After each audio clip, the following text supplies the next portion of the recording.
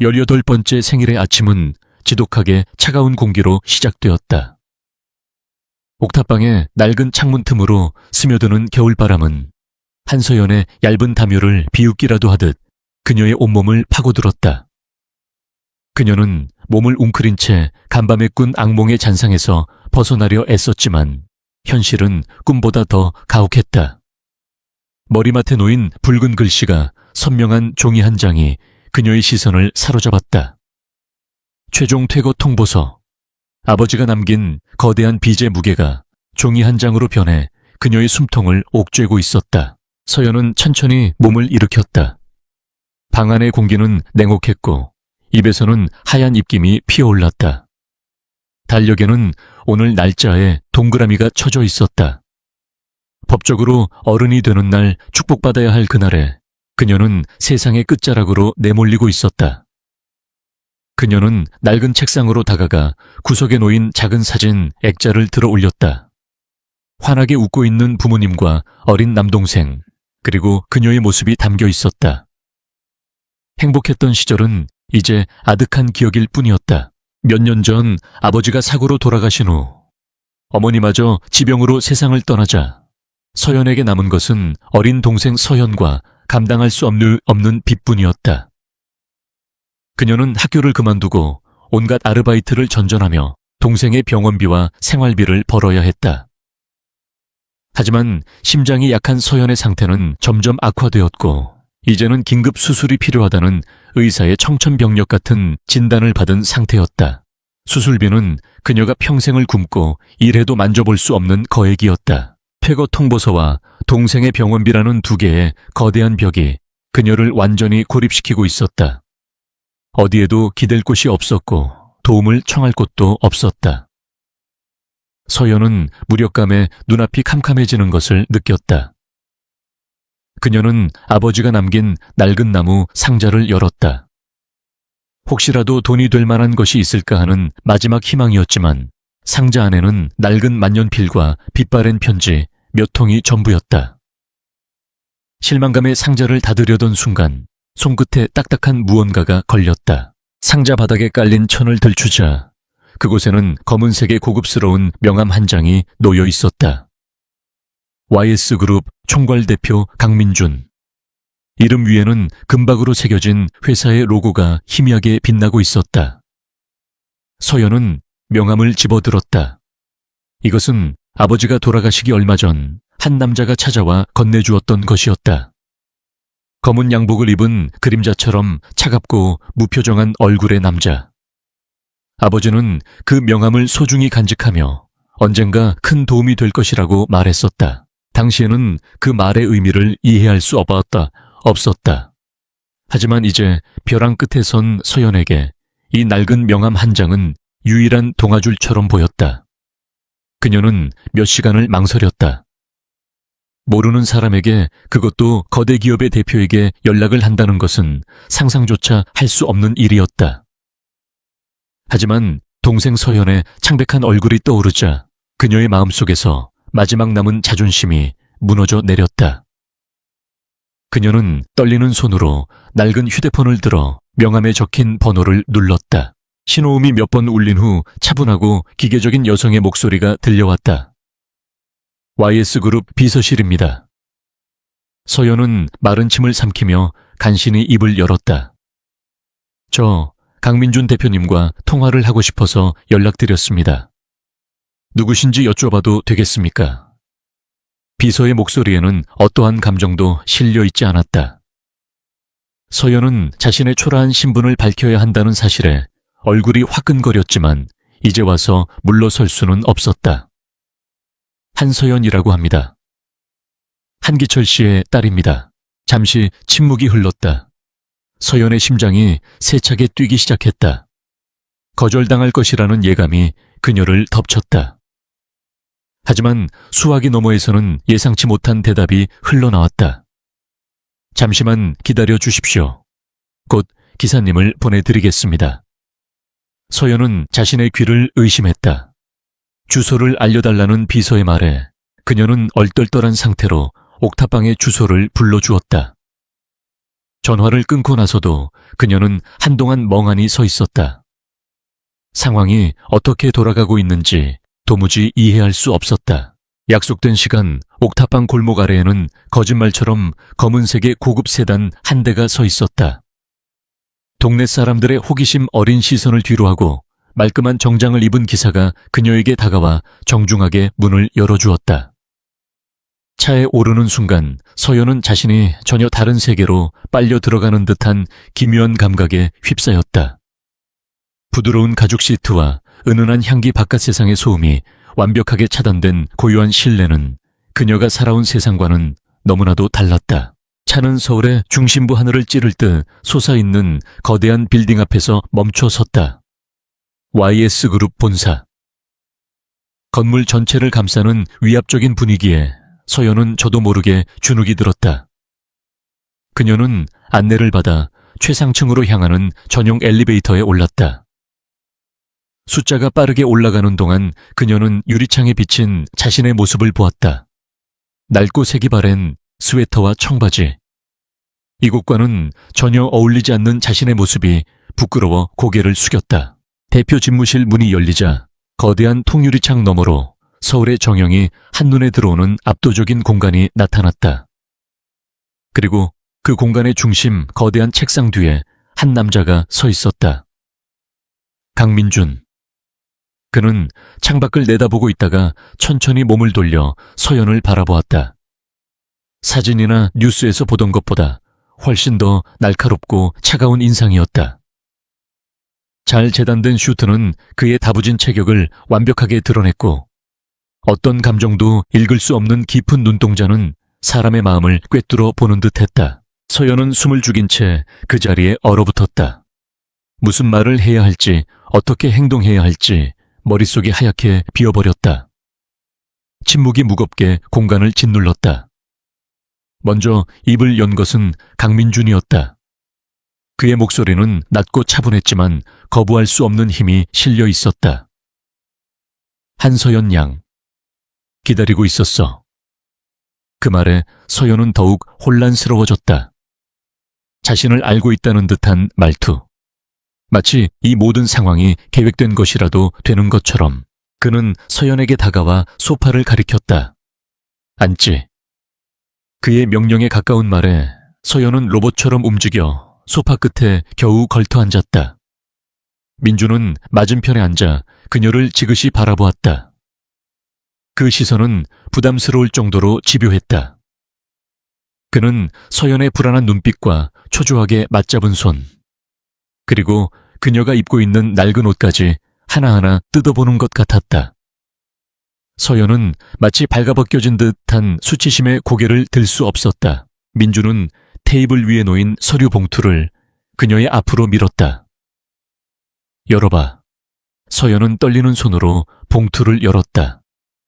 안에는 동생 서연의 이름으로 된 병원 서류와 수술 동의서, 그리고 입원 수속 서류가 들어있었다. 가장 좋은 병원의 VIP 병실, 국내 최고의 심장 전문의가 집도하는 수술 일정까지 모든 것이 완벽하게 준비되어 있었다. 서연은 믿을 수 없다는 표정으로 서류와 민준의 얼굴을 번갈아 쳐다보았다. 어떻게 이것을? 아버님과의 약속이 있었지. 민준이 나지막이 말했다. 그를 지켜주지 못했지만 남은 가족은 내가 책임지겠다고. 서연은 아무 말도 할 수 없었다. 아버지와 이 남자 사이에 대체 무슨 약속이 있었던 것일까? 그녀의 머릿속은 온통 의문으로 가득 찼다. 하지만 지금은 그런 것을 따질 때가 아니었다. 동생을 살릴 수 있다는 희망이 그녀의 눈앞에 현실로 나타난 것이다. 그녀의 눈시울이 뜨거워지기 시작했다. 하지만 세상에 공짜는 없는 법이지. 민준의 다음 말이 서연의 희망에 찬물을 끼얹었다. 그는 자리에서 일어나 서연의 앞에 섰다. 그의 큰 그림자가 연약한 그녀의 몸을 완전히 뒤덮었다. 나는 너에게 필요한 모든 것을 제공할 거야. 돈집, 그리고 네가 원하는 교육까지. 네 동생의 수술은 물론이고 앞으로의 치료비도 모두 내가 책임지지. 대신 너는 내게 무언가를 줘야 해. 그의 목소리는 얼음처럼 차가웠다. 서연은 긴장감에 마른 입술을 깨물었다. 그가 무엇을 원하는지 짐작조차 할 수 없었지만 그것이 결코 간단한 대가가 아닐 것이라는 불길한 예감이 들었다. 그녀는 용기를 내어 그를 올려다보며 물었다. 제가 무엇을 드리면 되나요? 민주는 잠시 그녀의 눈을 들여다보더니 입가에 희미한 미소를 지었다. 그 미소는 따뜻함과는 거리가 먼 모든 것을 지배하는 자의 냉소적인 미소였다. 오늘부터 1년, 넌 내 곁에 머물게 될 거야. 그의 제안은 너무나도 모호하고 위협적이었다. 그의 곁에 머문다는 것, 그것이 정확히 무엇을 의미하는지 알 수 없었지만 서연은 그 안에 담긴 위험한 함의를 직감했다. 마치 자신의 영혼을 담보로 한 악마의 계약처럼 느껴졌다. 하지만 그녀에게 선택의 여지는 없었다. 동생 서연의 생명이 그의 손에 달려 있었다. 서연은 눈을 감았다. 눈앞의 수술대 위에서 고통스러워할 동생의 모습이 어른거렸다. 그녀는 천천히 그리고 힘겹게 고개를 끄덕였다. 한서연의 작은 끄덕임은 그녀의 남은 생을 건 도박과도 같았다. 강민준의 얼굴에는 어떤 변화도 없었다. 그는 마치 예상했던 답을 들은 사람처럼 담담하게 돌아서서 인터폰의 버튼을 눌렀다. 김비서 들어와. 곧바로 집무실 문이 열리고 아까 서연을 안내했던 비서가 들어왔다. 그는 서연을 한번 힐끗 쳐다보았지만 그 시선에는 어떠한 감정도 담겨있지 않았다. 그저 상관의 명령을 기다리는 잘 훈련된 기계 같았다. 펜트하우스로 모셔. 필요한 것들은 모두 준비해두고. 강민준의 지시는 간결했다. 그는 더 이상 서연에게 한마디도 건네지 않고 다시 창밖으로 시선을 돌렸다. 마치 그녀의 존재가 이미 처리된 업무 서류처럼 그의 관심 밖으로 밀려난 듯했다. 서연은 거대한 사무실 안에 완전히 혼자가 된 듯한 고립감을 느꼈다. 김 비서가 그녀에게 다가와 정중하지만 단호한 목소리로 말했다. 이쪽으로 오시죠, 한서연 양. 서연은 아무 말 없이 그를 따라 나섰다. 그녀가 온몸으로 느꼈던 YS그룹의 위압적인 공기는 이제 그녀를 짓누르는 현실의 무게가 되어 있었다. 그녀는 다시 전용 엘리베이터를 타고 이번에는 옥상이 아닌 지하 주차장으로 향했다. 아까보다 더 깊고 어두운 곳으로 끌려 들어가는 기분이었다. 주차장에는 또 다른 검은 세단이 대기하고 있었다. 김 비서가 뒷좌석 문을 열자 서연은 망설이다가 차에 올랐다. 차는 서울의 야경 속을 미끄러지듯 달렸다. 서연은 창밖으로 빠르게 스쳐 지나가는 화려한 불빛들을 멍하니 바라보았다. 불과 몇 시간 전만 해도 저 불빛 아래 어디선가 동생의 병원비를 걱정하며 전단지를 돌리고 있었는데 지금 그녀는 알 수 없는 남자의 펜트하우스로 향하고 있었다. 그녀의 인생은 단 하루 만에 단 한 번의 전화통화로 완전히 뒤바뀌고 있었다. 하지만 그것이 행운인지 불행인지는 가늠할 수 없었다. 차는 한강이 내려다 보이는 최고급 주상복합 아파트 단지 안으로 들어섰다. 철저한 보안 시스템을 통과한 차는 조용한 지하 주차장에 멈췄다. 김 비서는 그녀를 데리고 입주민 전용 엘리베이터에 탑승한 후 가장 높은 층의 버튼을 눌렀다. 문이 열리자 복도 없이 바로 거대한 현관이 나타났다. 집 안은 칠흑 같은 어둠과 침묵에 잠겨 있었다.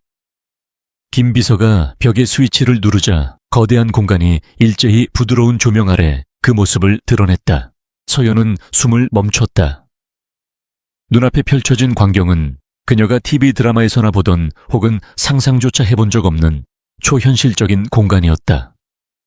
높은 천장 한쪽 벽면을 가득 채운 통유리창 그 너머로 펼쳐진 서울의 야경은 마치 밤하늘의 별을 발 아래 둔 듯한 착각을 불러일으켰다. 최소한의 색상으로 꾸며진 내부는 차갑고 미니멀했지만 모든 가구와 소품들은 그 자체로 예술품처럼 보였다. 이곳은 사람이 사는 집이라기보다는 잘 꾸며진 거대한 갤러리 같았다. 가정부 아주머니가 곧 오실 겁니다. 필요한 것이 있으면 그분께 말씀하시면 됩니다. 서연 양의 방은 이쪽입니다. 김 비서는 감탄할 시간조차 주지 않고 그녀를 안쪽으로 안내했다. 복도를 따라 이어진 문들 중 하나의 손잡이를 돌리자 웬만한 집 한 채 크기의 방이 나타났다. 방 안에도 통유리창이 있었고 아늑한 침대와 작은 서재, 그리고 드레스룸과 연결된 욕실까지 모든 것이 갖춰져 있었다. 서연은 마치 꿈을 꾸고 있는 것만 같았다. 그럼 편히 쉬십시오. 내일 오전에 다시 찾아뵙겠습니다. 김 비서는 자신의 임무를 다했다는 듯 짧게 인사하고 소리 없이 사라졌다. 텅 빈 펜트하우스에 다시 서연 혼자 남았다. 그녀는 조심스럽게 방 안을 둘러보았다. 드레스룸 안에는 아직 태그도 떼지 않은 고급스러운 옷들이 사이즈별로 걸려 있었고, 욕실에는 온갖 종류의 카페, 이보다 세면도구들이 정갈하게 놓여 있었다. 이 모든 것이 오늘 하루 만에 그녀를 위해 준비된 것들이었다. 서연은 침대 가장자리에 힘없이 주저앉았다. 이 호화로운 공간 속에서 그녀는 더욱더 이질적이고 초라하게 느껴졌다.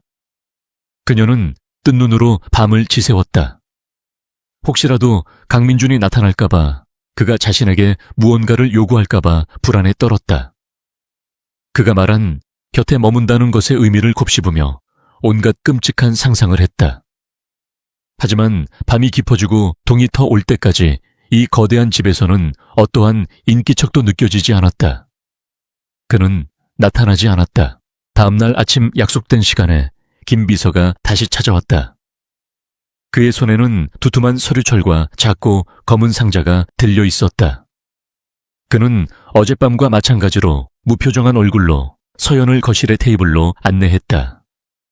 어젯밤은 편안하셨습니까? 그의 의례적인 질문에 서연은 작게 고개를 끄덕일 뿐이었다. 김 비서는 그녀의 앞에 서류철을 펼쳐놓았다. 이것은 대표님과 한서연 양 사이의 계약서입니다. 내용을 꼼꼼히 확인하시고 서명해 주십시오. 계약서. 서연은 그 단어에 심장이 차갑게 식는 것을 느꼈다. 그녀는 천천히 서류를 읽어 내려갔다. 내용은 어제 강민준이 말했던 것과 같았다. YS그룹은 향후 1년간 한서연과 그녀의 직계가족 남동생 한서연의 모든 의료비, 주거비, 생활비, 그리고 추후 한서연의 학업에 필요한 모든 비용을 지원한다.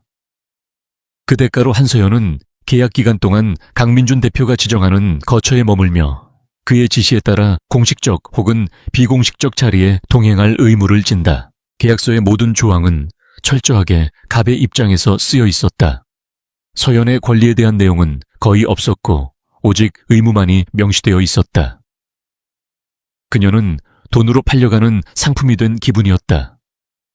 분노와 수치심이 온몸을 휘감았지만 그녀는 서류맨 아래에 적힌 동생의 수술 및 치료 지원에 대한 구체적인 조항을 보고 입술을 깨물었다. 그녀에게는 이 계약을 거부할 힘이 없었다. 그녀는 말없이 펜을 들어 자신의 이름을 적었다. 서명이 끝나자 김 비서는 계약서 한 부를 서연에게 건네고 나머지 한 부는 서류철에 넣었다. 그리고 그가 옆에 놓아두었던 작고 검은 상자를 그녀의 앞으로 밀었다. 이것은 대표님께서 전해드리라고 하신 겁니다. 서연이 상자를 열자 안에는 무광의 검은색 플라스틱 카드 한 장이 놓여 있었다. 카드에는 어떠한 숫자나 이름도 없이 오직 YS그룹의 로고만이 작게 새겨져 있었다. 소위 말하는 블랙카드였다.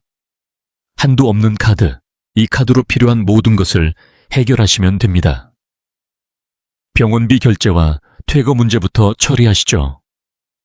카드의 사용 내역은 모두 대표님께 직접 보고됩니다. 김 비서의 목소리는 여전히 건조했다. 서연은 카드를 든 손이 미세하게 떨리는 것을 느꼈다. 이 작은 플라스틱 조각 하나가 그녀를 짓누르던 모든 문제를 해결해 줄 열쇠였지만 동시에 그녀의 목에 채워진 보이지 않는 족쇄이기도 했다.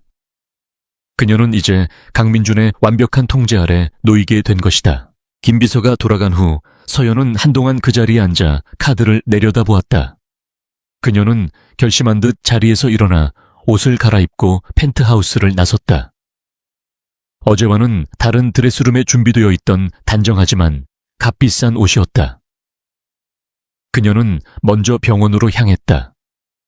원무가 창구에서 동생의 수술 보증금을 결제하겠다고 말했을 때 직원은 그녀의 행색을 보고 미심쩍은 눈초리를 보냈다. 하지만 그녀가 검은 카드를 내밀자 직원의 눈이 휘둥그레졌다. 카드를 확인한 직원의 태도는 시도 발시도 달라졌다. 그는 즉시 상급자를 불렀고 병원 원무부장이 직접 달려나와 그녀를 VIP 상담실로 안내했다. 한서연 환자분의 보호자 되시죠. 수술 일정은 가장 빠르게 잡아드리겠습니다. 최고의 의료진이 최선을 다할 것이니 아무 걱정 마십시오. 어제까지만 해도 냉담하게 수술비부터 마련해 오라고 말하던 그들이었다. 돈의 위력이 얼마나 무서운 것인지 서연은 뼈저리게 실감했다. 동생의 문제를 해결한 그녀는 곧장 옥탑방으로 향했다. 집주인 아주머니는 그녀를 보자마자 인상을 찌푸리며 당장 방을 빼라고 소리쳤다. 서연은 아무 말 없이 그녀에게 밀린 월세와 아버지가 남긴 빚전액이 입금된 계좌 내역을 보여주었다. 집주인은 자신의 눈을 의심하며 몇 번이고 액수를 확인했다. 그러고는 언제 그랬냐는 듯 비굴한 미소를 지으며 이사할 때까지 편하게 있다가라고 말했다. 인간의 간사함에 서연은 헛웃음이 나왔다. 그녀는 자신의 모든 문제를 돈으로 해결했다. 하지만 마음은 조금도 편하지 않았다. 오히려 더 큰 공허함과 자기 혐오가 몰려왔다. 옥탑방으로 돌아온 그녀는 짐을 싸기 시작했다. 몇 벌 되지 않는 낡은 옷과 달아빠진 책 몇 권, 그리고 부모님의 사진이 담긴 액자가 전부였다. 초라한 짐을 꾸리면서 그녀의 눈에서는 눈물이 흘러내렸다. 그녀는 단지 돈 때문에 울고 있는 것이 아니었다. 자신의 힘으로는 아무것도 할 수 없었다는 무력감. 그리고 자신의 모든 것을 저당 잡힌 채 살아가야 할 미래에 대한 두려움 때문이었다. 짐을 다 싼 서연은 텅 빈 옥탑방에 마지막으로 서서 창밖을 내다보았다. 지긋지긋했던 가난과 절망의 공간이었지만 동시에 그녀의 추억이 담긴 유일한 보금자리이기도 했다. 이제는 이곳과도 작별이었다. 그녀는 주머니에서 검은 카드를 꺼내 만지작거렸다. 단 하룻밤과 이 카드 한 장이 그녀의 인생을 송두리째 바꿔놓았다. 그녀는 새로운 삶의 출발선에 서 있었지만 그 길의 끝에 무엇이 기다리고 있을지는 아무도 몰랐다. 시간은 강물처럼 흘러 계절의 경계를 허물었다. 한서연의 동생 서연은 성공적으로 수술을 마쳤고 VIP 병실에서 하루가 다르게 건강을 회복하고 있었다. 서연은 매일 동생을 찾아가 함께 시간을 보냈고 동생의 얼굴에 혈색이 돌아오는 것을 볼 때마다 가슴속 깊은 곳에서부터 안도감이 차올랐다.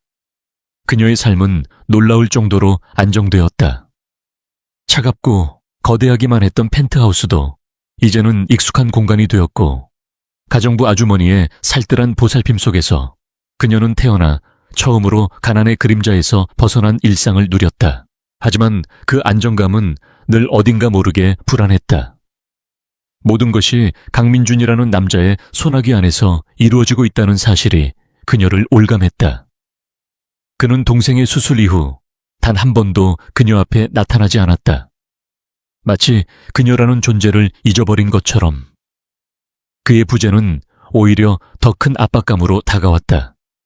그는 보이지 않는 곳에서 그녀의 모든 것을 지켜보고 통제하고 있었다. 블랙카드의 사용 내역은 매일 그에게 보고될 것이고 그녀의 모든 움직임 또한 그의 귀에 들어갈 터였다. 그러던 어느 날 김 비서가 다시 그녀를 찾아왔다. 그의 손에는 어김없이 서류 봉투가 들려 있었다. 이번에는 대학 입학 서류였다. 국내 최고의 예술대학으로 꼽히는 한국예술대학교 회화과 합격 통지서와 등록금 납입 영수증이었다. 서연은 자신의 눈을 의심했다. 그림은 그녀의 유일한 탈출구이자 가장 큰 꿈이었지만 아버지가 돌아가신 후로는 붓을 잡아본 기억조차 아득했다.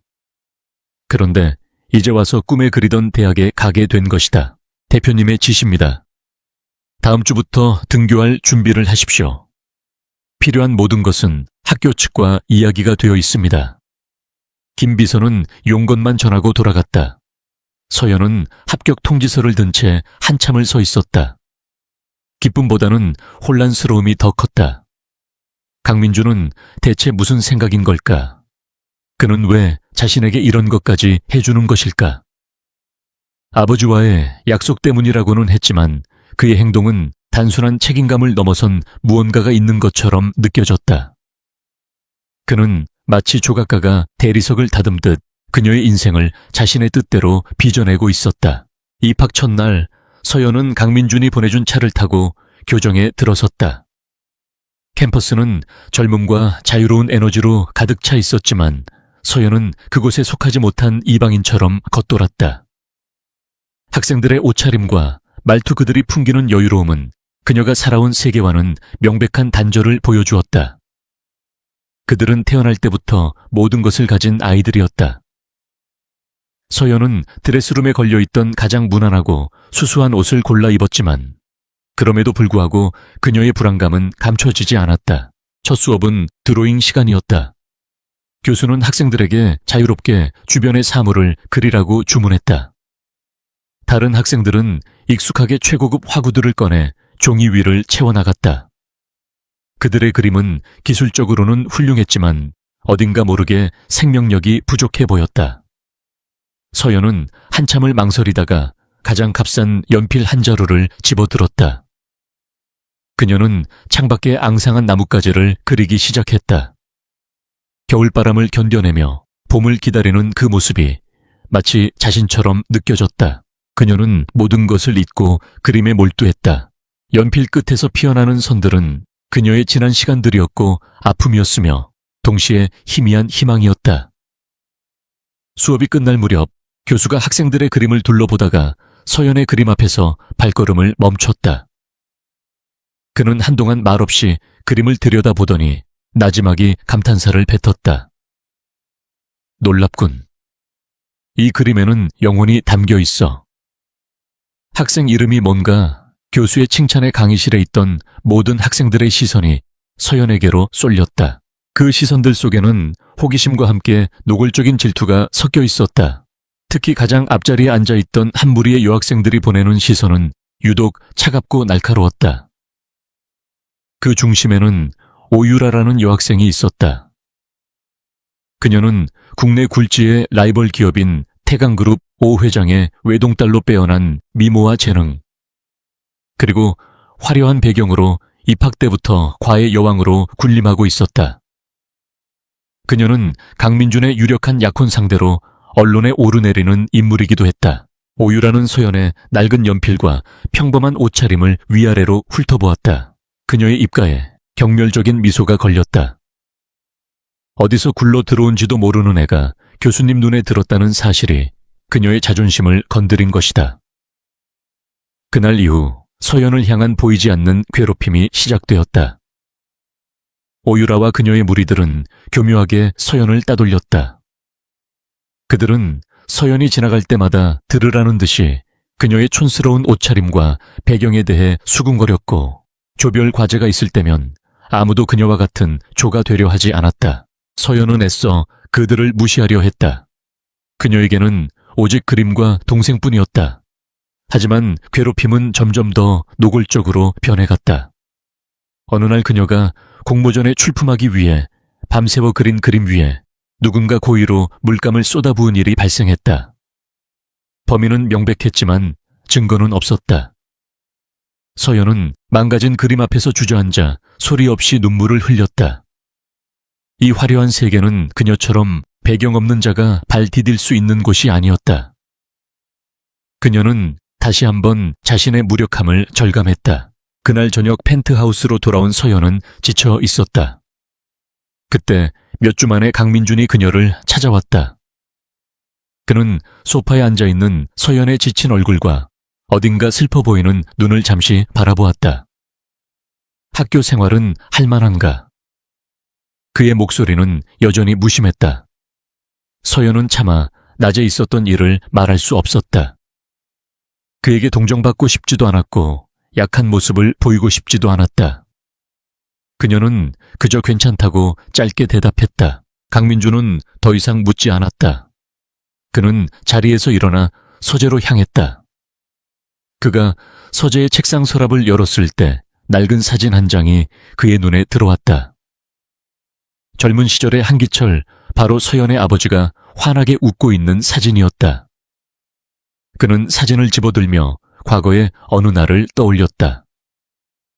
몇 년 전 겨울 그는 중요한 계약을 위해 무리하게 차를 몰다 폭설이 쏟아지는 강원도 산길에서 절벽 아래로 추락했다. 의식이 희미해져 가던 순간 한 남자가 부서진 차문을 뜯어내고 그를 끌어냈다. 한기철이었다.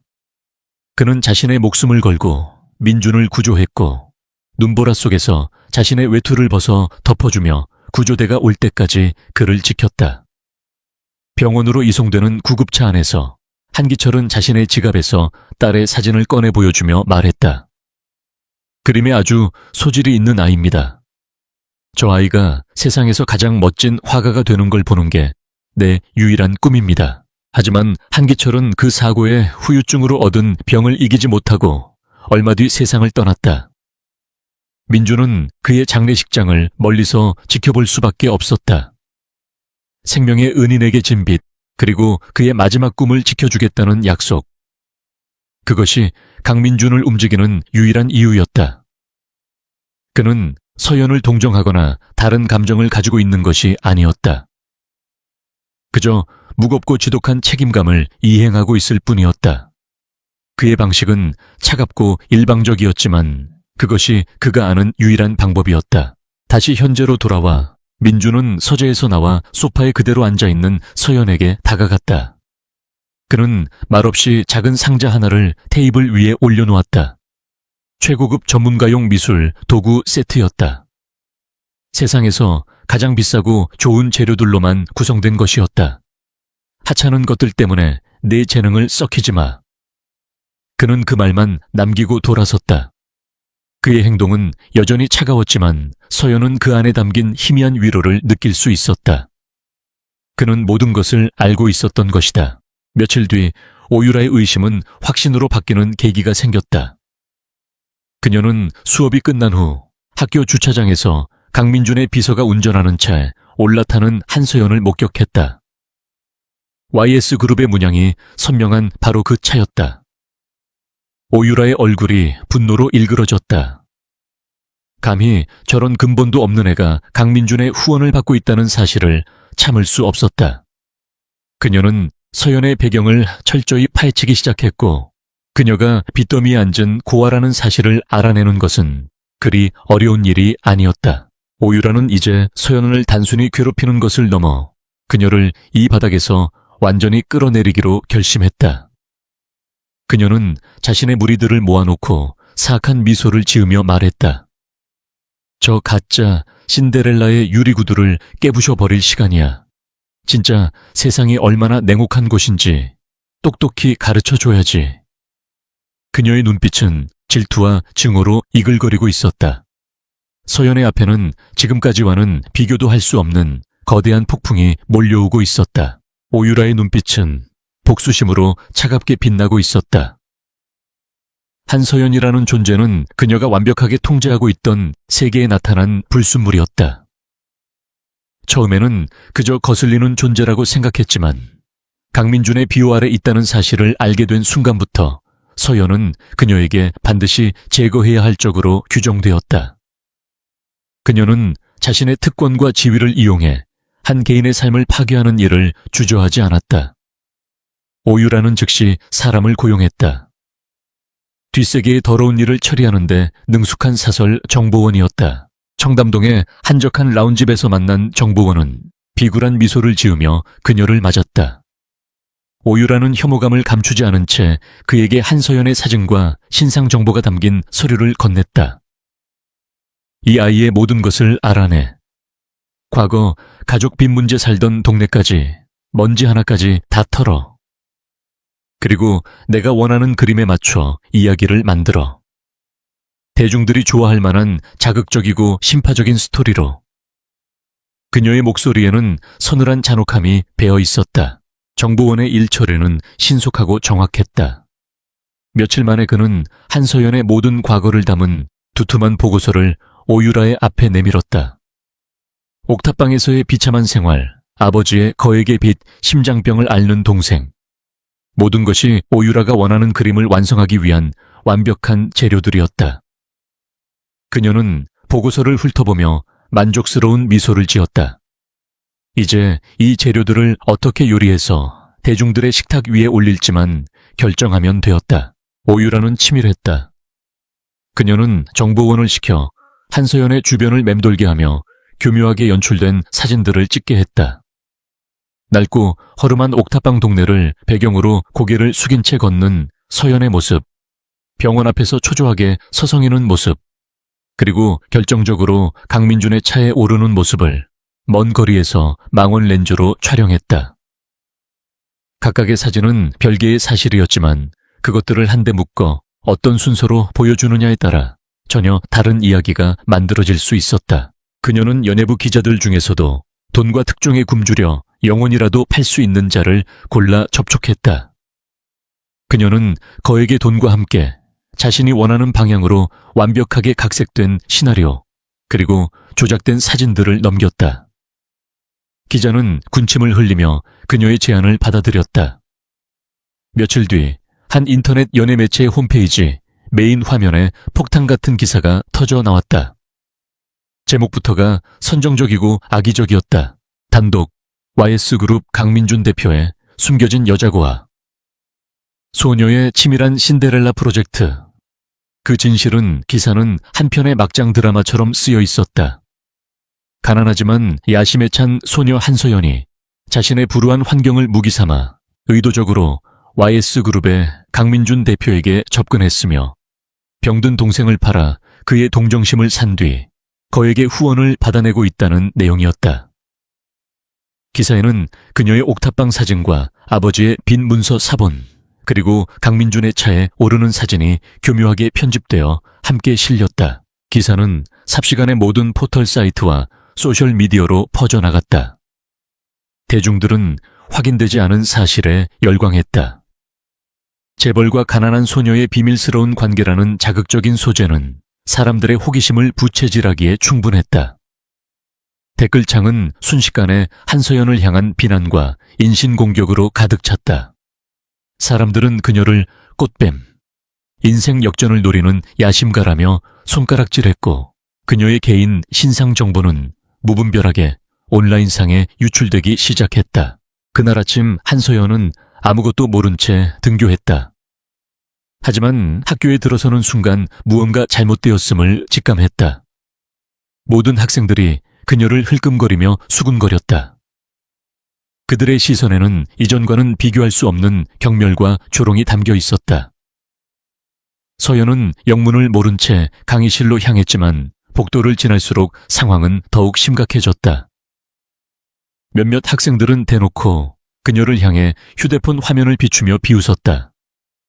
그녀의 심장이 차갑게 내려앉았다. 결국 한 학생이 떨어뜨린 휴대폰 화면을 통해 그녀는 문제의 기사를 보게 되었다. 자신의 얼굴과 함께 적힌 끔찍한 제목, 왜곡된 사실들, 그리고 쏟아지는 악의적인 댓글들. 서연은 눈앞이 하얘지는 것을 느꼈다. 세상이 무너져 내리는 것 같았다. 그녀의 가장 아픈 과거가, 가장 숨기고 싶었던 비밀이 온 세상에 까발려져 난도질당하고 있었다. 그녀는 도망치듯 학교를 빠져나왔다. 어디로 가야 할지, 무엇을 해야 할지 아무 생각도 나지 않았다. 스캔들은 YS그룹에도 즉각적인 타격을 주었다.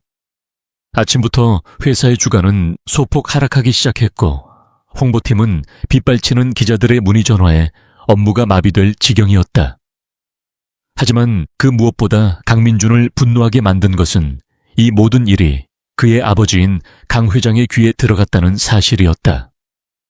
강 회장은 YS그룹을 맨손으로 일군 입지전적인 인물로 그에게 있어 회사의 명예와 평판은 자신의 목숨보다 더 중요한 것이었다. 그날 오후 강민준은 아버지의 호출을 받고 본가의 서재로 향했다. 육중한 원목문을 열고 들어서자 강 회장은 불같이 화가 난 얼굴로 그를 노려보고 있었다. 그의 앞에는 문제의 기사가 띄워진 태블릿 PC가 놓여 있었다. 강 회장은 태블릿을 민준의 앞에 집어던지듯 밀어놓았다. 이게 대체 무슨 추태냐? 네가 일개 계집아이 하나 때문에 회사 전체를 웃음거리로 만들 작정이야. 노인의 목소리는 서재 전체를 뒤흔들 만큼 위압적이었다. 민준은 표정 하나 바꾸지 않고 태블릿을 내려다보았다. 그의 눈에는 분노의 불꽃이 이글거리고 있었지만 그것은 아버지를 향한 것이 아니었다. 이 유치하고 비열한 스캔들을 꾸민 자를 향한 분노였다. 그는 즉시 오유라의 소행임을 직감했다. 아버지, 이건 조작된 기사입니다. 누군가 악의적으로 꾸민 일입니다. 그의 차분한 대답은 오히려 강 회장의 분노에 기름을 부었다. 조작? 그럼 저 사진들도 다 조작이라는 거냐? 네가 저 계집의 뒤를 봐주고 있는 건 사실 아니더냐? 사실입니다. 하지만 아버지께서 생각하시는 그런 관계는 아닙니다. 그녀는 제 생명의 은인의 딸입니다. 민준은 처음으로 서연의 아버지 이야기를 꺼냈다. 하지만 강 회장은 코웃음을 쳤다. 은인의 딸, 그런 감상적인 이유로 이사들의 반대를 무릅쓰고 회사의 이미지를 실추시켜 너는 아직도 YS그룹의 후계자가 아니라 철부지 어린애로구나. 강 회장은 책상을 내리치며 소리쳤다. 그는 진실 따위에는 관심이 없었다. 오직 이 스캔들이 그룹에 미칠 영향과 손실만이 그의 관심사였다. 당장 그 계집애를 정리해라. 위약금을 물어주든 유학을 보내든 네 눈앞에서, 그리고 세상의 눈앞에서 깨끗하게 치워버려. 그것이 네가 이 사태를 책임지는 유일한 방법이다. 강 회장의 목소리는 얼음장처럼 차가웠다. 그것은 더 이상의 토를 달 수 없는 최종 통보였다. 하지만 강민준은 물러서지 않았다. 그는 아버지를 정면으로 마주보며 단호하게 말했다. 그럴 수 없습니다. 그 아이는 제가 지켜야 할 약속입니다. 그 순간 서재 안의 공기는 얼어붙었다. 강 회장은 아들의 눈에서 자신과 똑 닮은 완고함과 고집을 보았다. 그는 아들이 자신의 명령을 거역하리라고는 상상도 하지 못했다. 네가 지금 나를 거역하겠다는 것이냐? YS그룹을 걸고 강 회장의 목소리에 살기마저 느껴졌다. 민준은 침묵으로 대답을 대신했다. 그 어떤 위협도 그의 결심을 꺾을 수는 없었다. 그는 한기철의 무덤 앞에서, 그리고 자기 자신에게 굳게 맹세했었다. 강 회장은 깊은 배신감에 휩싸였다. 그는 자리에서 일어나 창가로 걸어갔다. 좋다. 내 뜻이 정 그렇다면 어디 네 마음대로 해봐라. 하지만 명심해라. 이 일로 인해 회사에 단 하나의 손실이라도 발생한다면 그 책임은 전적으로 네가 지게 될 것이다. 그리고 그 계집애 또한 무사하지 못할 게야. 그는 아들을 돌아보지 않은 채 냉혹하게 말했다.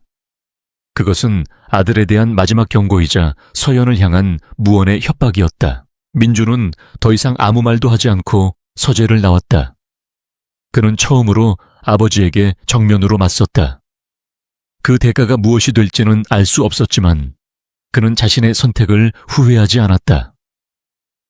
이제 이 싸움은 단순히 서연을 보호하는 것을 넘어 자신의 신념과 약속을 지키기 위한 싸움이 되었다. 그는 채 오르자마자 김 비서에게 전화를 걸었다. 그의 목소리는 그 어느 때보다 차갑고 단호했다. 지금 당장 한서연 양의 위치를 찾아. 세상은 거대한 감옥이었다. 한서연은 학교를 뛰쳐나온 뒤 정처 없이 거리를 헤맸다. 모든 사람의 시선이 비수처럼 날아와 그녀의 심장에 박히는 것 같았다. 스쳐 지나가는 사람들의 수군거림, 그들의 손에 들린 스마트폰 화면이 모두 자신을 향한 조롱과 비난의 메시지로 보였다. 그녀는 도시의 소음 속에서 완전히 고립되었다. 발 디딜 곳 하나 없는 망망대해에 혼자 버려진 기분이었다. 숨을 쉴수록 가슴이 답답해져 왔다. 얼마나 걸었을까? 정신을 차렸을 때 그녀는 익숙한 골목길 앞에 서 있었다. 그녀가 지긋지긋하게 벗어나고 싶어 했던 하지만 동시에 그녀의 유일한 안식처였던 옥탑방으로 향하는 길이었다. 그녀는 홀린 듯 계단을 올랐다. 굳게 잠겨 있어야 할 문은 허술하게 열려 있었다. 집주인이 새로운 세입자를 구하기 위해 열어놓은 모양이었다. 텅 빈 방 안에는 먼지와 함께 싸늘한 냉기만이 감돌고 있었다. 모든 것이 사라진 그곳에 서자 비로소 그녀는 자신이 얼마나 철저히 혼자인지를 깨달았다. 서연은 바닥에 주저앉아 무릎에 얼굴을 묻었다. 참았던 눈물이 봇물처럼 터져 나왔다. 그녀는 소리내어 울었다. 억울함과 분노 수치심과 절망이 뒤섞인 울음이었다. 그녀는 아무것도 잘못한 것이 없었다. 그저 가난했다는 이유로, 도움을 받을 수밖에 없었다는 이유로 세상의 잔인한 조리돌림의 대상이 되어야 했다. 강민준을 만난 것을 후회했다. 그의 손을 잡지 말았어야 했다. 그의 세계에 발을 들여놓는 순간부터 이 모든 비극은 예견된 것이었을지도 모른다. 그녀의 존재는 강민준에게도 거대한 오점이 되고 있었다. 그녀 때문에 그가 회사와 가족에게서 비난받고 있다는 사실을 짐작하기는 어렵지 않았다. 이 모든 것을 끝낼 방법은 하나뿐이었다. 처음부터 없었던 사람처럼 그녀가 사라지는 것. 서연은 흐르는 눈물을 닦고 가방에서 펜과 종이를 꺼냈다. 그녀는 떨리는 손으로 편지를 써 내려가기 시작했다. 그것은 강민준에게 보내는 마지막 편지이자 그녀 자신과의 작별 인사였다. 같은 시각 강민준은 폭풍의 눈 한가운데에 서 있었다. YS그룹 이사회는 긴급 회의를 소집했고 대부분의 이사들은 강 회장의 편에 서서 그를 압박했다. 개인적인 스캔들로 회사에 막대한 피해를 입힌 책임을 져야 한다는 목소리가 높았다. 그의 책상 위 전화기는 쉴 새 없이 울려댔지만 그는 어떤 전화도 받지 않았다. 그의 모든 신경은 오직 사라진 한서연에게로 향해 있었다. 김 비서의 보고는 절망적이었다. 펜트하우스에도 병원에도 그녀의 모습은 보이지 않았다. 강민준은 초조하게 사무실을 서성이다가 문득 한 곳을 떠올렸다. 그녀가 돌아갈 곳. 상처 입은 짐승이 자신의 굴로 숨어들듯 그녀 역시 자신이 왔던 곳으로 돌아갔을 가능성이 높았다. 그는 자리에서 벌떡 일어나 재킷을 집어들었다. 그가 직접 가야 했다. 그는 주차장으로 내려가 운전기사를 물리고 직접 운전대를 잡았다. 그의 스포츠카는 밤의 도시를 가르며 그녀의 낡은 동네를 향해 질주했다. 그의 머릿속은 복잡했지만 단 한 가지 생각만은 분명했다. 그녀를 이대로 잃을 수는 없다. 그가 옥탑방에 도착했을 때 방 안에서는 희미한 불빛이 새어나오고 있었다. 그는 심장이 내려앉는 것을 느끼며 조심스럽게 문을 열었다. 그곳에는 그의 예상대로 한서연이 있었다. 그녀는 작은 보따리 옆에 웅크리고 앉아 있었다. 촛불처럼 위태롭게 흔들리는 그녀의 모습은 금방이라도 부서져 내릴 것 같았다. 바닥에는 그녀가 쓴 편지와 함께 검은색 카드가 놓여 있었다. 모든 것을 제자리로 돌려놓으려는 그녀의 마지막 저항이었다. 최허연은 그의 등장에 놀라 자리에서 일어났다. 그녀의 눈은 퉁퉁 부어 있었고 얼굴에는 깊은 절망감이 어려 있었다. 여긴 어떻게... 그녀의 목소리는 심하게 잠겨 있었다. 강민준은 그녀에게 천천히 다가갔다. 그는 아무 말 없이 그녀의 앞에 놓인 편지를 집어들었다. 그녀의 작고 떨리는 글씨체가 그의 가슴을 날카롭게 파고들었다. 모든 것을 되돌려 놓겠다는 자신을 잊어달라는 애원이 담겨 있었다. 다 끝내려고 했습니다. 저 때문에 대표님까지 힘들어지는 걸 원하지 않아요. 이 카드와 계약 모든 게 없었던 일이 되면. 그러면 다 괜찮아질 거라고 생각했어요. 서연은 거의 울먹이며 말했다. 그녀는 그를 밀어내려 했다. 자신의 불행에 더 이상 그를 끌어들이고 싶지 않았다.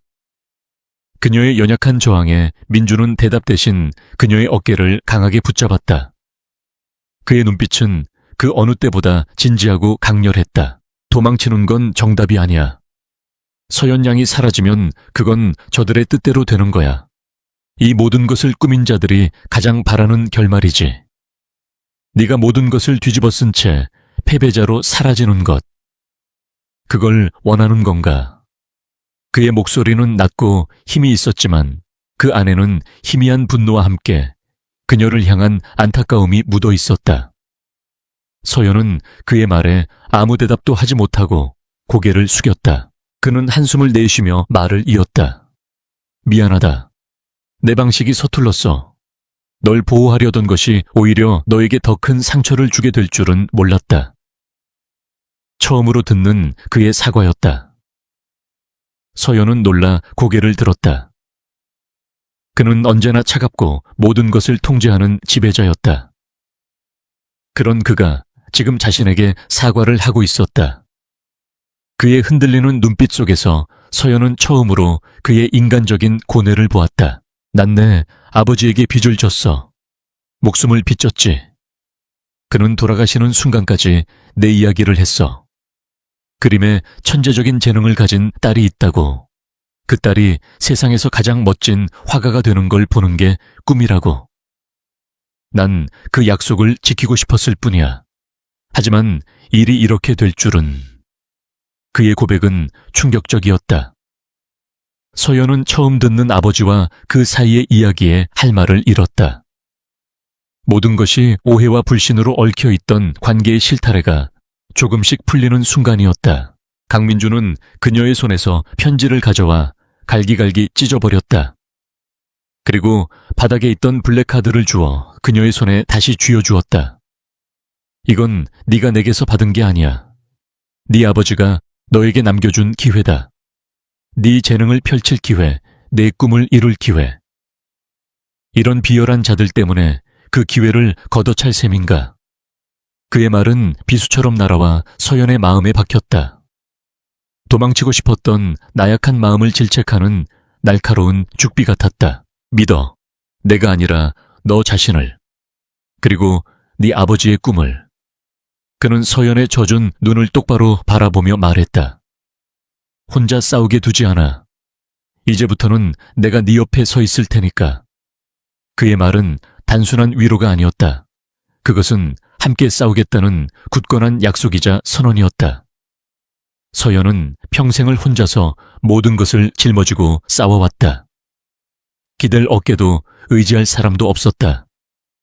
그런데 지금 세상에서 가장 강해 보이는 남자가 그녀의 편이 되어주겠다고 말하고 있었다. 서연의 눈에서 다시 눈물이 흘러내렸다. 하지만 이번 눈물은 절망의 눈물이 아니었다. 그것은 차가운 절망의 잿더미 속에서 피어나는 아주 작은 희망의 씨앗이었다. 그녀를 짓누르던 거대한 무력감의 벽에 균열이 가기 시작했다. 도망치는 대신 맞서 싸우고 싶다는 생각이 아주 조금씩 하지만 분명하게 고개를 들기 시작했다. 그녀는 자신을 비참하게 만든 자들에게 이대로 무릎 꿇고 싶지 않았다. 그녀는 손에 쥐어진 블랙카드를 내려다보았다.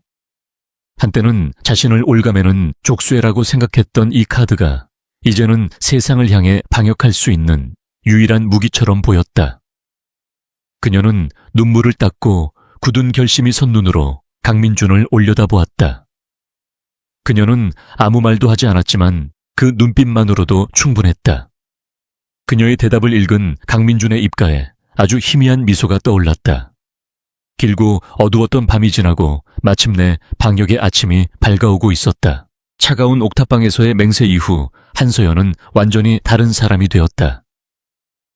그녀의 눈빛에서 절망과 무력감은 사라지고 그 자리에는 강철처럼 단단하고 차가운 결의가 자리 잡았다. 그녀는 더 이상 운명에 휩쓸리는 연약한 피해자가 아니었다. 자신의 삶을 되찾기 위해 기꺼이 싸울 준비가 된 전사였다.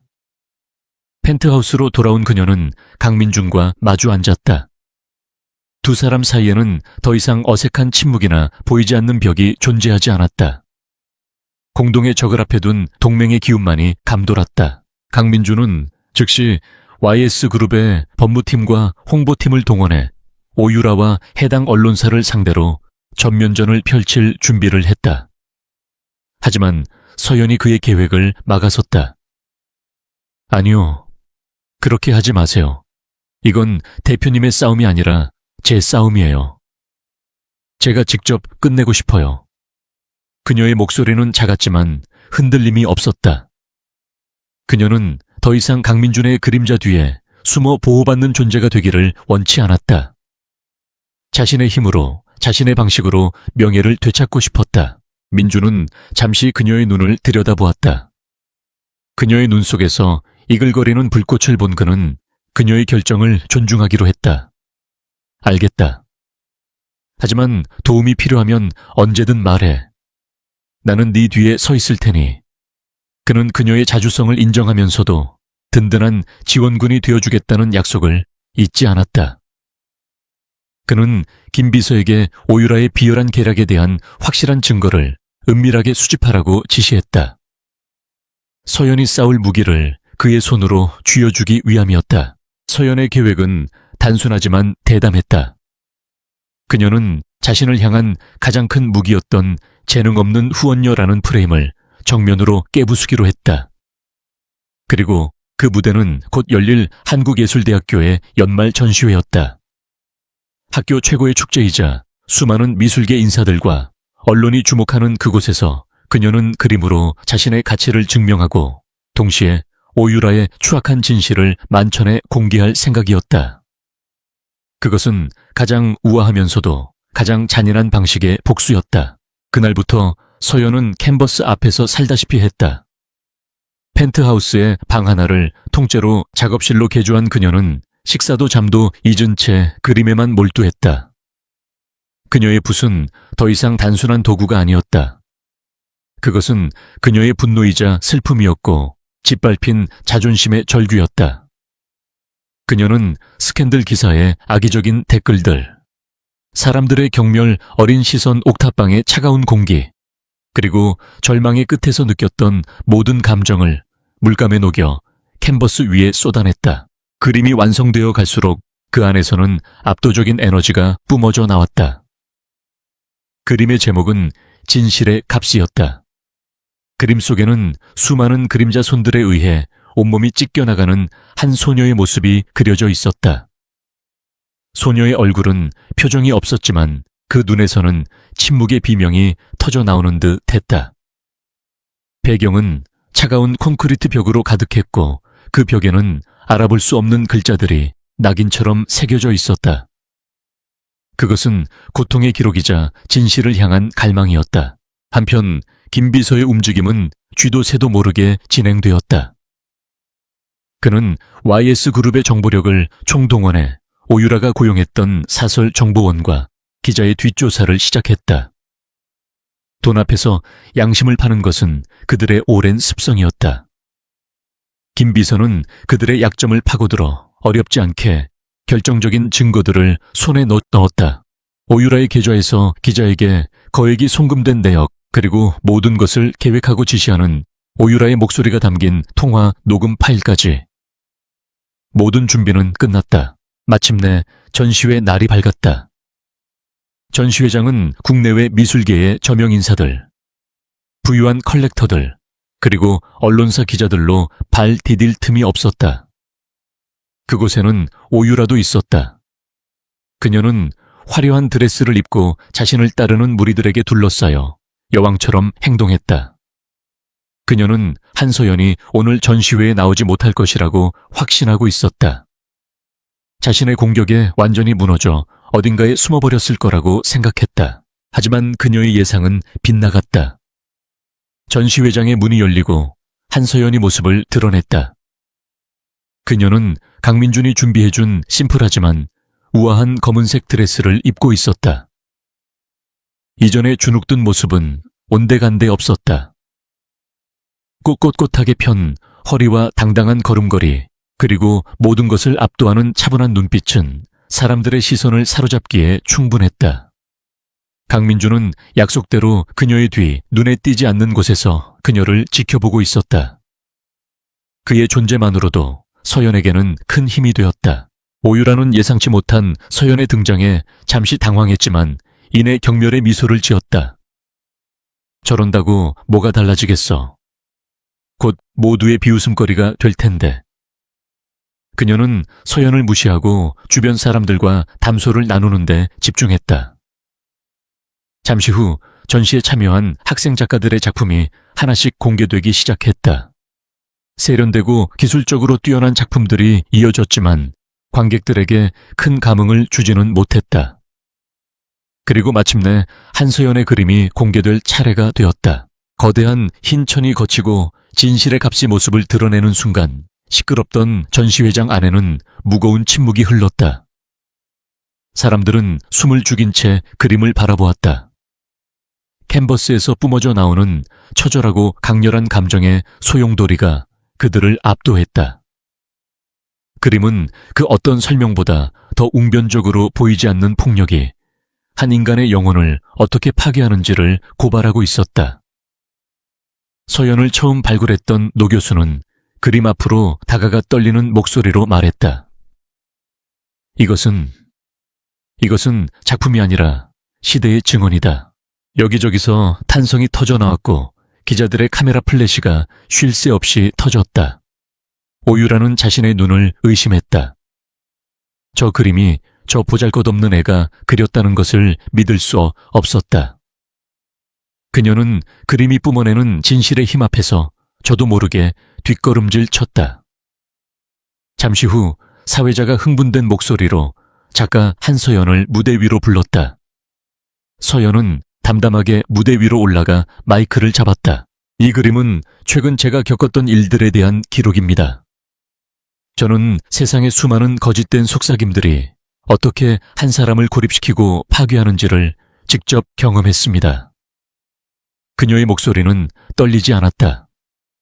그녀는 천천히 말을 이었다. 하지만 진실은 결코 사라지지 않습니다. 언젠가는 반드시 그 모습을 드러내기 마련이죠. 오늘 저는 제 그림의 제목처럼 그 진실의 값을 여러분 앞에서 증명하고자 합니다. 그녀의 말이 끝나는 순간 무대 뒤에 거대한 스크린이 켜졌다. 화면에는 오유라의 계좌에서 문제의 기사를 쓴 기자에게 거액이 이체된 내역이 선명하게 나타났다. 전시회장이 술렁이기 시작했다. 사람들의 시선이 일제히 오유라에게로 향했다. 오유라는 얼굴이 새하얗게 질린 채 비명을 질렀다. 거짓말이야. 저건 조작된 거야. 하지만 그녀의 외침은 곧이어 스피커를 통해 울려 퍼지는 자신의 목소리 앞에 묻혀버렸다. 그 아이의 모든 것을 알아내. 대중들이 좋아할 만한 자극적이고 심파적인 스토리로 만들어. 돈은 얼마든지 줄 테니. 음성 파일에는 그녀가 정보원에게 스캔들을 조작하라고 지시하는 내용이 적나라하게 담겨 있었다. 그것은 빼도 박도 못하는 명백한 증거였다. 전시회장은 충격과 경악으로 얼어붙었다. 모든 것이 밝혀진 순간이었다.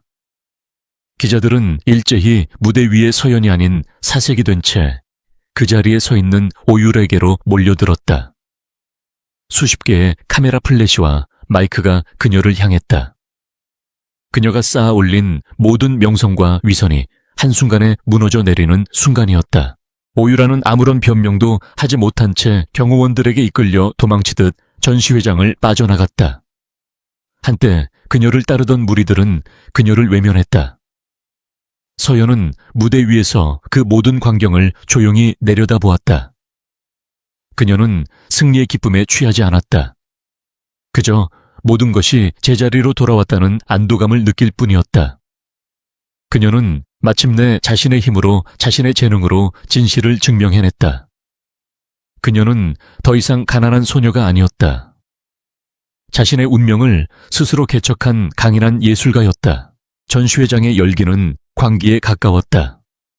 오유라가 도망치듯 사라진 후에도 기자들은 한서연에게 질문을 쏟아내기 위해 무대 앞으로 몰려들었다. 하지만 강민준이 보낸 경호원들이 그녀를 감싸고 안전하게 밖으로 이끌었다. 쏟아지는 플래시 세례를 뒤로하고 차에 오르는 순간 서연은 온몸의 긴장이 풀리는 것을 느꼈다. 길고 길었던 싸움이 마침내 끝이 났다. 차 안에는 무거운 침묵이 흘렀지만 그것은 결코 어색하지 않았다. 옆자리에 앉은 강민주는 아무 말 없이 그녀의 손을 가만히 잡아주었다. 그 따뜻한 온기가 그녀의 지친 마음을 위로해 주었다. 다음 날 세상은 한서연과 오유라의 이야기로 뒤덮였다. 모든 언론은 전시회에서 있었던 극적인 반전과 진실을 대서특필했다. 재벌가 상속녀의 추악한 질투, 천재 신인 화가를 짓밟으려 하다. 눈물과 분노로 그린 걸작 진실을 외치다. 여론은 순식간에 뒤집혔다.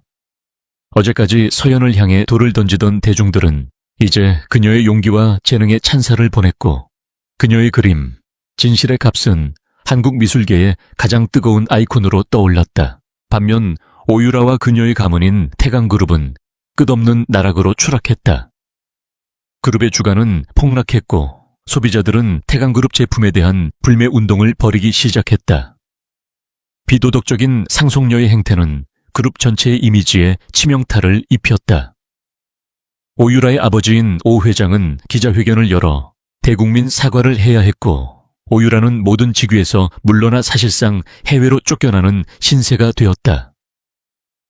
그녀가 그토록 지키고 싶었던 모든 것은 그녀 자신의 손에 의해 산산조각이 났다. 폭풍이 휩쓸고 지나간 며칠 뒤 강민준의 아버지 강 회장으로부터 연락이 왔다. 그와 한서연을 함께 본가로 불렀다. 서연은 긴장했지만 더 이상 두렵지는 않았다. 그녀는 이제 누구 앞에서도 당당할 수 있었다. 강 회장의 서재는 여전히 위압적이었지만 그날의 그는 이전과 사뭇 다른 모습이었다. 분노 대신 복잡한 감정이 담긴 눈으로 한참 동안 서연을 바라보던 그는 마침내 무겁게 입을 열었다. 내가 사람을 잘못 봤구나. 그것은 사과가 아니었지만 완고한 그가 할 수 있는 최선의 인정이었다. 그는 전시회에서 모든 것을 지켜보았다. 절망의 끝에서도 무너지지 않고 자신의 힘으로 일어서서 진실을 증명해낸 서연의 강인함. 그리고 그런 그녀의 곁을 묵묵히 지키며 그녀의 선택을 믿어준 아들의 모습.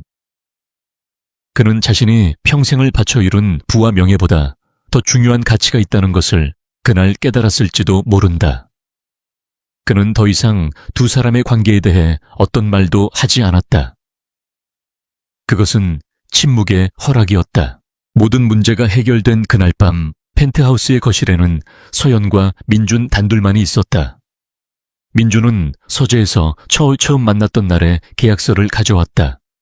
그는 계약서를 테이블 위에 올려놓고 서연을 바라보았다. 1년이라는 계약 기간은 아직 끝나지 않았어. 하지만 이제 이 종이는 아무런 의미가 없게 됐지. 그는 말없이 라이터를 켜서 계약서에 불을 붙였다. 종이는 순식간에 검은재로 변하며 두 사람의 거래로 시작된 관계가 끝났음을 알렸다. 서연은 가방에서 검은 카드를 꺼내 그에게 돌려주었다. 이제 이것도 더 이상 필요 없어요. 그동안 감사했습니다. 하지만 민주는 카드를 받지 않고 그녀의 손을 밀어냈다. 아니, 그건 이제 내 것이다. 더 이상 너를 올가매는 족쇄가 아니라 네가 세상으로 더 높이 날아오를 수 있도록 도와줄 날개가 될 거야. 내 아버지께서 너에게 주고 싶어 하셨을 선물이라고 생각해. 그의 목소리는 그 어느 때보다 따뜻하고 부드러웠다. 그 순간 서연은 깨달았다. 강민준이라는 남자가 자신에게 준 것은 단순히 돈이나 기회가 아니었다. 그는 그녀 자신도 잊고 있던 그녀의 가치를 믿어주었고 스스로 일어설 수 있도록 기다려주었으며 그녀가 자신의 날개로 날아오를 때까지 든든한 바람막이가 되어 주었다. 두 사람의 관계는 이제 계약이라는 이름으로 묶여 있지 않았다. 그들의 마음은 서로에 대한 깊은 신뢰와 존중, 그리고 이름 붙일 수 없는 따뜻한 감정으로 연결되어 있었다. 시간이 흘러 1년 뒤 서울의 한 유명 갤러리에서 한서연 작가의 첫 개인전이 열렸다. 잿더미에서 피어난 꽃이라는 제목의 전시회는 열리기 전부터 미술계에 엄청난 주목을 받았다. 갤러리 안은 그녀의 새로운 작품들로 가득 차 있었다.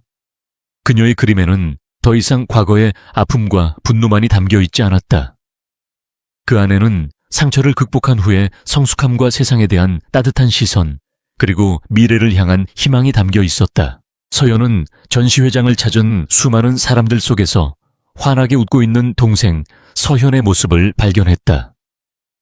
서현은 이제 심장병의 흔적을 찾아볼 수 없을 정도로 건강하고 씩씩한 소년이 되어 있었다. 그리고 그 옆에는 언제나처럼 묵묵히 그녀를 바라보고 있는 강민준이 서 있었다. 그는 더 이상 차가운 기업의 총수가 아니었다. 사랑하는 사람의 성공을 누구보다 기뻐하며 자랑스러워하는 평범한 한 남자였다. 서연은 그들을 향해 걸어가며 생각했다. 단 하룻밤과 블랙카드가 그녀의 인생을 바꾼 것은 사실이었다. 하지만 그것은 단지 시작에 불과했다. 진짜 그녀의 인생을 바꾼 것은 돈의 힘이 아니었다. 그것은 절망 속에서도 포기하지 않았던 그녀 자신의 용기였고, 그녀의 재능을 믿어준 사람들의 따뜻한 마음이었으며, 무엇보다 사랑의 힘이었다. 그녀는 이제 자신의 힘으로, 자신의 이름으로 세상의 중심에 서 있었다. 화려한 조명 아래 그녀는 그 어느 때보다 눈부시게 빛나고 있었다.